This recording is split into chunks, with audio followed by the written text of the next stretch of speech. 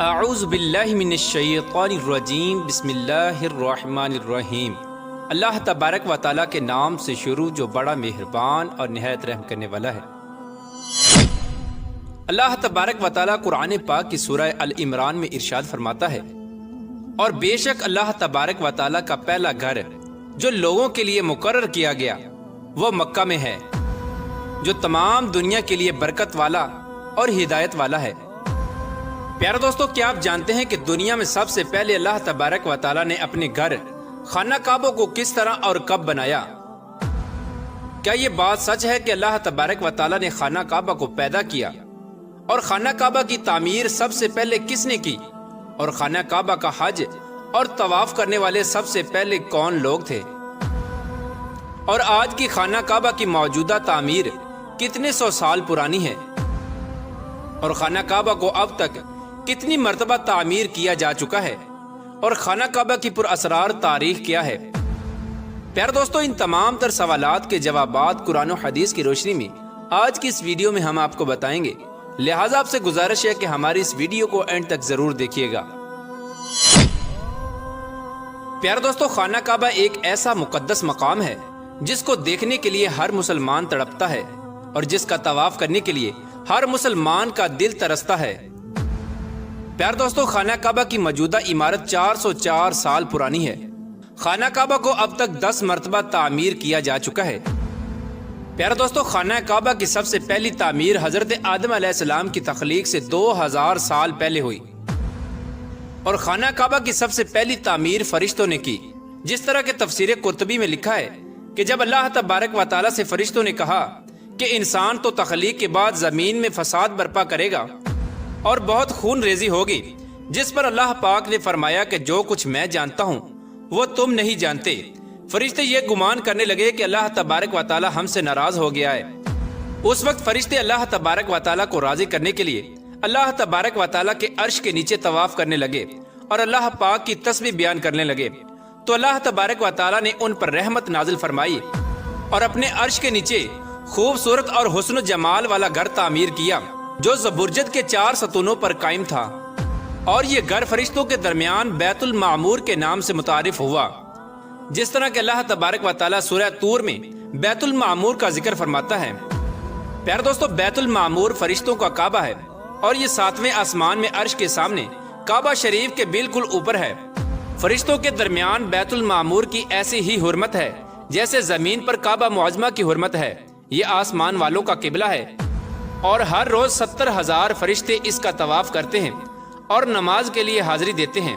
جو فرشتہ ایک بار بیت المعمور میں طواف کر لیتا ہے یا نماز پڑھ لیتا ہے، اس کے بعد دوبارہ اس کو کبھی موقع نہیں ملتا، بلکہ ہر روز نئے 70,000 فرشتے بیت المعمور میں حاضری دیتے ہیں اور اللہ تبارک و تعالیٰ کی عبادت کرتے ہیں۔ بخاری اور مسلم شریف کی حدیث ہے کہ حضور پاک صلی اللہ تعالی علیہ وآلہ وسلم کو بھی بیت المعمور دکھایا گیا۔ پیارے دوستو، سب سے پہلے اللہ تبارک و تعالیٰ نے فرشتوں کے لیے کعبہ بنایا، جس کو بیت المعمور کہا جاتا ہے۔ اس کے بعد اللہ تبارک و تعالیٰ نے فرشتوں کو حکم دیا کہ زمین پر بھی اس بیت المعمور کی مانند میرا گھر بناؤ، تاکہ جس طرح فرشتے بیت المعمور کا طواف کرتے ہیں، اسی طرح زمین پر میرے بندے اس گھر کا طواف کریں اور میری عبادت کریں۔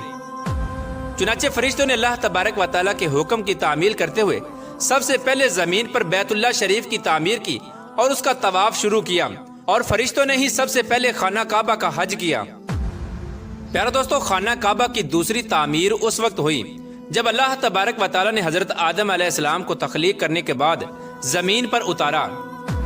اس طرح جب حضرت آدم علیہ السلام جنت سے زمین پر تشریف لائے تو حضرت آدم علیہ السلام نے اللہ تبارک و تعالیٰ کی بارگاہ میں عرض کی، یا رب العالمین، میں یہاں نہ تو ملائکہ کی تسبیح و تکبیر سن سکتا ہوں اور نہ ہی کوئی عبادت گاہ دیکھتا ہوں، جیسا کہ آسمان میں بیت المعمور کو دیکھا کرتا تھا، جس کے ارد گرد فرشتے طواف کیا کرتے تھے۔ حضرت آدم علیہ السلام کی یہ فریاد سن کر اللہ تبارک و تعالیٰ نے حضرت آدم علیہ السلام سے فرمایا کہ جاؤ، جہاں پر ہم نشان بتائیں وہاں کعبہ بنا کر اس کے ارد گرد طواف بھی کر لو اور اس کی طرف منہ کر کے نماز بھی ادا کرو۔ حضرت جبرائیل علیہ السلام کو اللہ تبارک و تعالیٰ نے حضرت آدم علیہ السلام کی رہبری کے لیے ان کے ساتھ بھیجا۔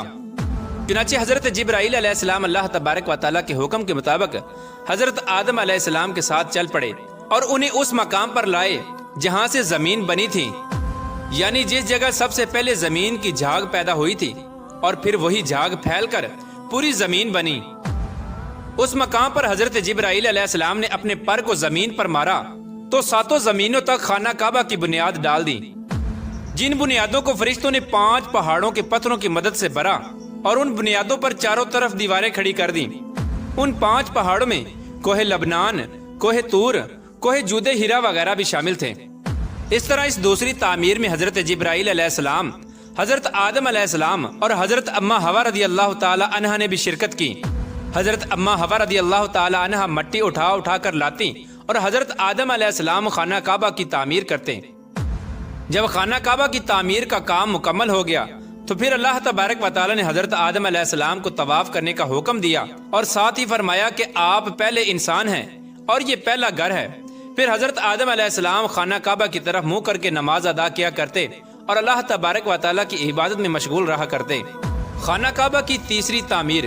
پیارے دوستو، تعمیر آدم کے بعد وقت کے ساتھ ساتھ خانہ کعبہ کی دیواریں بھی کمزور ہونے لگیں، تو حضرت آدم علیہ السلام کے بیٹے حضرت شیس علیہ السلام نے مٹی اور پتھر سے خانہ کعبہ کو دوسری مرتبہ تعمیر کیا، جبکہ بعض مفسرین کا یہ کہنا ہے کہ حضرت شیس علیہ السلام نے صرف خانہ کعبہ کی مرمت کا کام کیا، اس کی تعمیر نہیں کی۔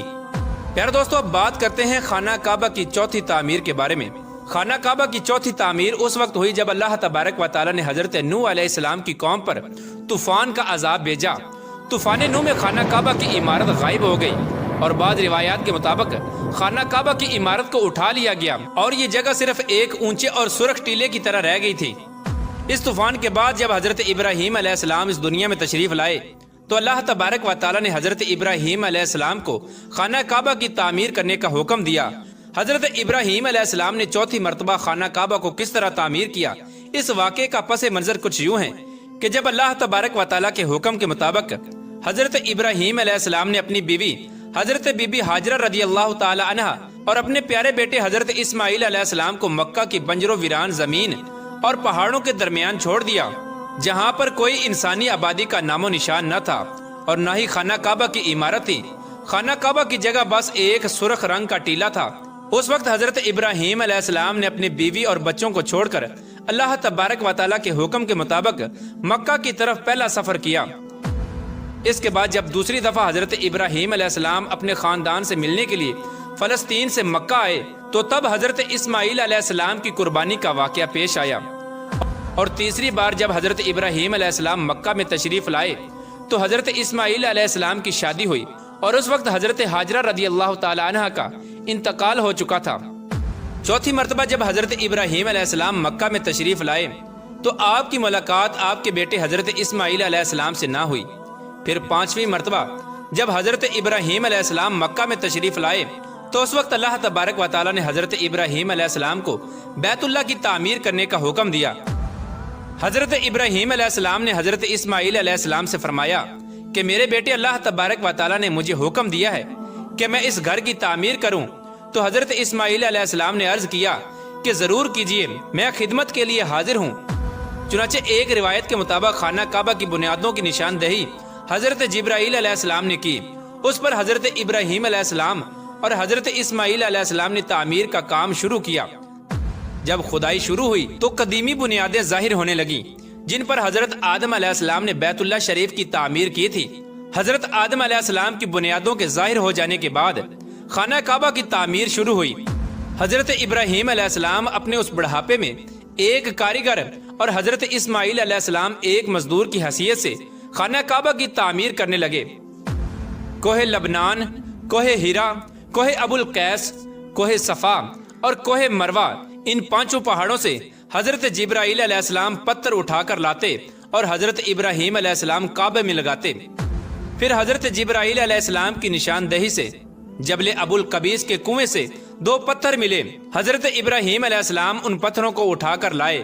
ان میں سے ایک پتھر حجر اسود تھا اور دوسرا پتھر مقام ابراہیم کے نام سے مشہور ہوا۔ پیارے دوستو، مقام ابراہیم وہ مشہور پتھر ہے جس پر کھڑے ہو کر حضرت ابراہیم علیہ السلام نے کعبہ کی دیواریں بلند کی۔ جیسے جیسے خانہ کعبہ کی دیواریں بلند ہوتی جاتی ویسے ویسے یہ پتھر بھی ہوا میں بلند ہوتا جاتا۔ پیارے دوستو، نبی کریم رؤوف الرحیم صلی اللہ تعالی علیہ وآلہ وسلم نے ارشاد فرمایا کہ حجر اسود جب جنت سے اتارا گیا تو دودھ سے بھی زیادہ سفید تھا، پھر انسانوں کے گناہوں نے اسے سیاہ کر دیا۔ اور ایک اور روایت کے مطابق نبی کریم رؤوف الرحیم صلی اللہ تعالی علیہ وآلہ وسلم نے ارشاد فرمایا، حجر اسود اور مقام ابراہیم جنت کے یاقوتوں میں سے دو یاقوت ہیں، اللہ تبارک و تعالی نے ان کے نور کی روشنی کو بجھا دیا۔ اگر اللہ تبارک و تعالی ان کے نور کی روشنی کو نہ بجھاتا تو یہ مشرق سے مغرب تک سب کو روشن کر دیتے۔ خانہ کعبہ کی 5ویں اور 6ٹھی تعمیر۔ خانہ کعبہ کو 5ویں بار قوم عمالقہ اور 6ٹھی مرتبہ قبیلہ جرہم نے تعمیر کیا۔ قبیلہ جرہم میں سے جس شخص نے یہ کام کیا اس کا نام حرس بن مداد اصغر تھا۔ خانہ کعبہ کی 7ویں تعمیر۔ خانہ کعبہ کی 7ویں تعمیر کرنے والے نبی آخر الزمان حضرت محمد مصطفیٰ صلی اللہ تعالی علیہ وآلہ وسلم کے پاک نسب میں سے ایک بزرگ ہیں جن کا نام حضرت قصہ بن کلاب تھا۔ انہوں نے خانہ کعبہ کی از سر نو تعمیر کی اور ایک بے مثال پختہ عمارت تعمیر کرائی۔ پیارے دوستو، خانہ کعبہ کی 8ویں تعمیر کی ضرورت اس وقت پڑی جب قبیلہ قریش کے سرداری کے دور میں ایک زبردست سیلاب آیا جس سے خانہ کعبہ کی دیواریں بے حد کمزور ہو گئیں، تو متفقہ فیصلے کے تحت خانہ کعبہ کو قبیلہ قریش نے دوبارہ سے تعمیر کروایا، جس تعمیر میں نبی آخر الزمان حضرت محمد مصطفیٰ صلی اللہ تعالی علیہ وآلہ وسلم کی ذات اقدس نے بھی شرکت فرمائی۔ لیکن اس وقت سرمایہ کم ہونے کی وجہ سے قریش کی تعمیر میں حتیم کعبہ کو شامل نہیں کیا گیا تھا۔ خانہ کعبہ کی 9ویں تعمیر اس وقت ہوئی جب یزیدی فوج کی سنگ باری کی وجہ سے خانہ کعبہ کی دیواریں شکستہ ہو گئیں، تو حضرت عبداللہ بن زبیر نے حتیم کعبہ جو کہ قریش کی تعمیر میں شامل نہیں کیا گیا تھا اس کو بھی شامل کر کے بنیاد ابراہیمی پر خانہ کعبہ کو نئے سرے سے تعمیر فرمایا۔ خانہ کعبہ کی 10ویں تعمیر۔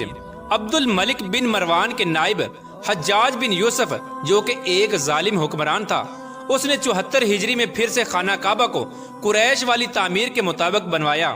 اس کے دور کے بعد جب خلیفہ ہارون مسند پر بیٹھا تو اس نے خانہ کعبہ کو منہدم کرنے کا فیصلہ کیا اور حضرت عبداللہ بن زبیر کی تعمیر کے مطابق خانہ کعبہ کو تعمیر کرنا چاہا، لیکن امام ابو یوسف نے یہ کہہ کر اسے روک دیا کہ اگر یہی طریقہ کار رہا تو پھر ہر آنے والا حکمران اپنی شہرت کے لیے خانہ کعبہ کو گرا کر نئی تعمیر کروایا کرے گا اور اس طرح لوگوں کے دلوں میں اس گھر کی عظمت کم ہوتی جائے گی۔ پھر 1040 ہجری میں سلطنت عثمانیہ کے سلطان مراد بن احمد خان شاہ قسطنطنیہ نے حجر اسود والے رکن کے علاوہ ساری عمارت کی بنیاد کو بنیاد حجاج کے موافق تعمیر کروایا۔ اس تعمیر کا کام 6 ماہ کے اندر مکمل ہوا۔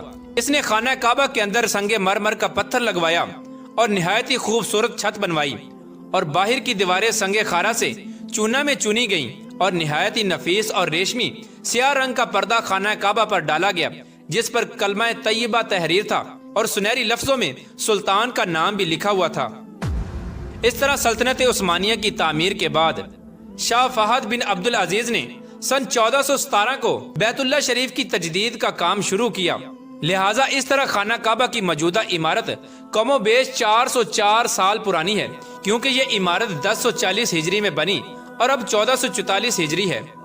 اللہ تبارک و تعالیٰ سے دعا ہے کہ اللہ تبارک و تعالیٰ اپنے بیت اللہ شریف کی بار بار زیارت نصیب فرمائے اور حج بیت اللہ کی سعادت نصیب فرمائے۔